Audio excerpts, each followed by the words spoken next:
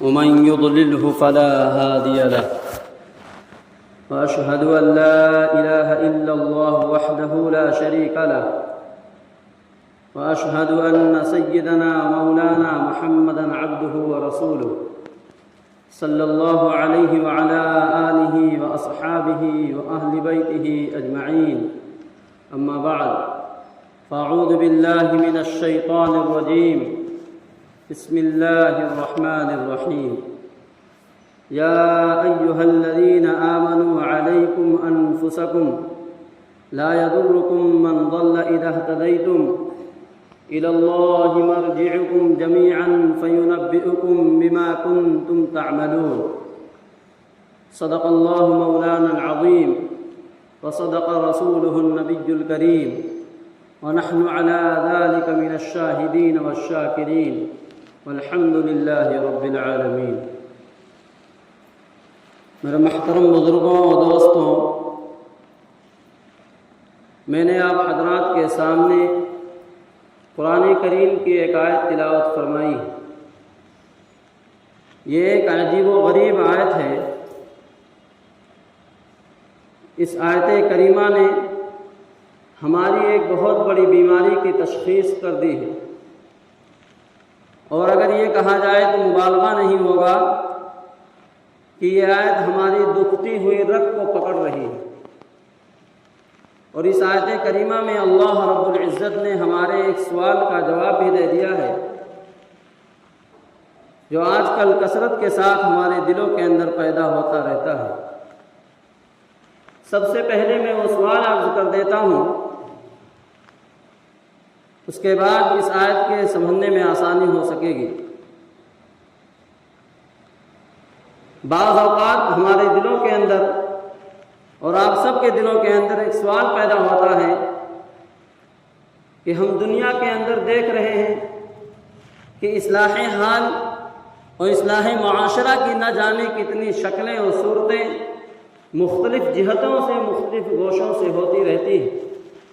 کتنی انجمنیں، کتنی جماعتیں، کتنی پارٹیاں، کتنے افراد، کتنے جلسے،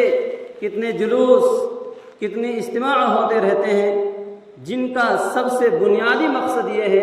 کہ معاشرے میں پھیلی ہوئی گندگی کو،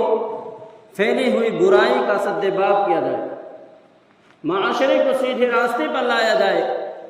انسان کو انسان بنانے کی فکر کیا جائے۔ لیکن اگر دوسری طرف معاشرے کی عمومی حالت کو ہم بازاروں میں جا کر کے نکل کر کے دیکھتے ہیں، دفتروں میں جا کر کے دیکھتے ہیں، جیتی جاگتی زندگی کو ذرا قریب سے دیکھنے کا موقع ملے تو یوں محسوس ہوتا ہے کہ ساری کوششیں ایک طرف اور خرابی کا سیلاب ایک طرف، معاشرے پر اس اصلاح کا کوئی نمایاں اثر نظر نہیں آتا۔ ایسا لگتا ہے کہ زندگی کا پہیہ اسی غلط راستے پر گھوم رہا ہے۔ اگر ترقی ہو رہی ہے تو برائی میں ترقی ہو رہی ہے، اچھائی کے اندر ترقی نہیں ہو رہی۔ تو ذہن کے اندر سوال پیدا ہوتا ہے کہ یہ ساری کوششیں معاشرے کو بدلنے میں کیوں ناکام نظر آتی ہیں؟ ایک کیا دکھتا مثالیں اپنی جگہ پر ہیں، لیکن مجموعی طور پر اگر معاشرے پر نظر ڈال کر دیکھا جائے تو اس کا کوئی بڑا فرق نظر نہیں آتا ہے۔ اس کی کیا وجہ ہے؟ اس آیت کریمہ میں اللہ رب العزت نے اس سوال کا جواب دیا ہے اور ہماری بڑی سے بڑی بیماری کی تشخیص بھی کر دی ہے۔ اور آیت وہ یہ ہے کہ ہمارے نظروں سے بھی اوجھل رہتی ہے، معنی بھی معلوم نہیں رہتے ہیں اور مفہوم بھی پیش نظر نہیں رہتا ہے۔ اللہ رب العزت ارشاد فرماتے ہیں، یا ایھا الذین آمنوا علیکم انفسکم لا یضرکم من ضل اذا اہتدیتم الی اللہ مرجعکم جمیعا فَيُنَبِّئُكُم بِمَا كُنتُمْ تَعْمَلُونَ۔ کہ ایمان والو، تم سب سے پہلے اپنے آپ کی فکر کرو، اپنا خیال رکھو۔ اگر تم سیدھے راستے پر آ گئے ہو، تم نے سیدھے راستے کو اختیار کر لیا ہے، تم نے ہدایت کو حاصل کر لیا ہے، تو جو لوگ گمراہ ہیں تم کو ان کی گمراہی کوئی نقصان نہیں پہنچا سکے گی، اور تم سب کو اللہ رب العزت کی طرف جانا ہے۔ واللہ رب العزت تمہیں بتلائیں گے کہ تم دنیا کے اندر کیا عمل کر رہے تھے۔ اس آیت میں ہماری ایک بہت بڑی بنیادی بیماری یہ بتلائی کہ اصلاح کی کوششیں جو عام نظر آتی اس کی بڑی وجہ یہ ہے کہ ہر شخص جب اصلاح کا جھنڈا لے کر کے کھڑا ہوتا ہے تو اس کی یہ خواہش ہوتی ہے، اس کی یہ کوشش ہوتی ہے کہ اصلاح کا آغاز دوسرا شخص اپنے آپ سے کرے۔ یہ دوسروں کو بلا رہا ہے، دوسروں کو دعوت دے رہا ہے، اصلاح کا پیغام دوسروں کو دے رہا ہے، لیکن اپنے آپ سے اور اپنے حالات کے اندر تبدیلی لانے سے غافل ہو۔ آج انسان کو اپنے گریبان میں منہ ڈال کر جھانکنے کی ضرورت ہے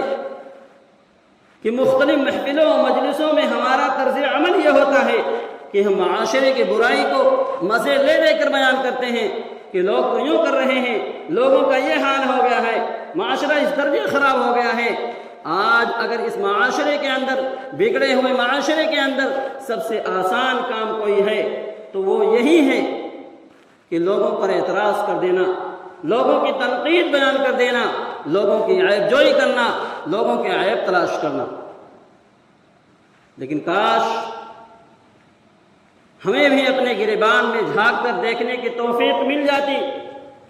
کہ ہم کتنے بگڑے ہوئے ہیں، ہمارے حالات کتنے بگڑے ہوئے ہیں، ہمارے معاملات کتنے بگڑے ہوئے ہیں اور ہمارا طرز عمل کتنا غلط ہے۔